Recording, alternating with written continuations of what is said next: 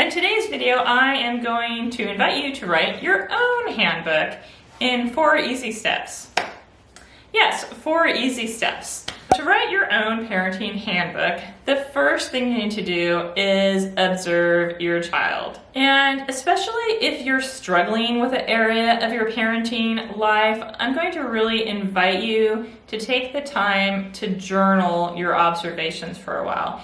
And that could be pen and paper, my favorite, that could be, in your phone, whatever app that might be good for that, or a voice recorder on your phone. You just make a few observations into that about what you're noticing. So if you're having particular trouble, like your child is getting really fussy at mealtime, then start recording. What time is a child eating? Who is the child eating with? What are they eating? How long has it been since their last meal? And record those for a couple days. It doesn't take as long as it sounds. I know you're busy. I know you're busy. But trust me, it will be worth it. And you will begin to see some patterns, and those patterns can inform you how to parent your child. So for example, you notice that your child is actually really well behaved and not that fussy when it's just the two of you, but when the baby's awake, that'd be an obvious one, right? When the baby's awake and you're eating, your child is more fussy.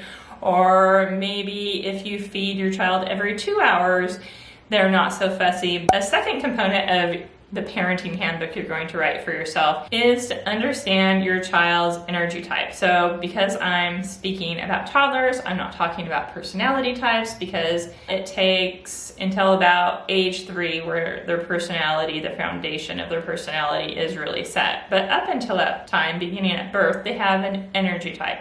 They either have a bouncy, more random energy type, or they have a more quiet, still energy type. And understanding their energy type will help you set up activities, set up experiences, set up routines. I'll link here to my routine video.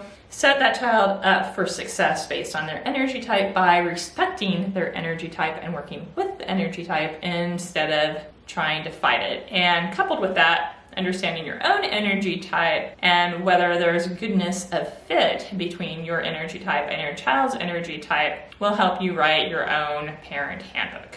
A third item to include in your parent handbook is understanding your child's love language. And again, I'll link to some information on love languages in case you're not familiar, and I do mention it in this video. Understanding how your child expresses love to others and understanding what makes them feel the most love is something I really recommend educating yourself about so that you'll feel loved by your child, even if they're speaking a different love language.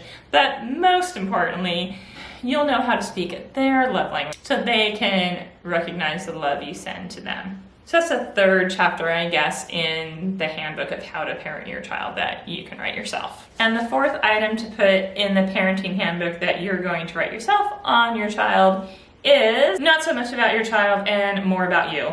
And that is understanding that especially at times of stress in our parenting life, we revert back to parenting the same way we were parented.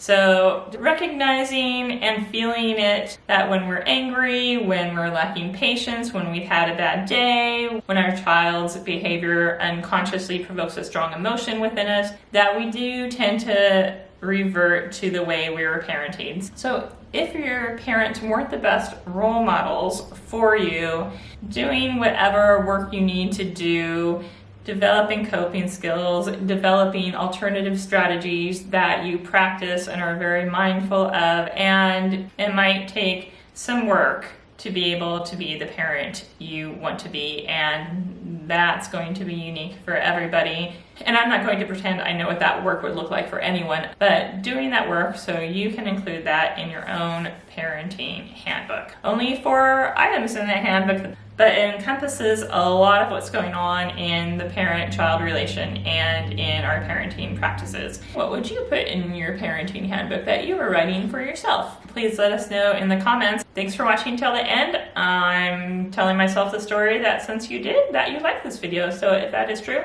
please go ahead and click on the like button. It really does help other families find this information too. All right, thanks for watching and take care.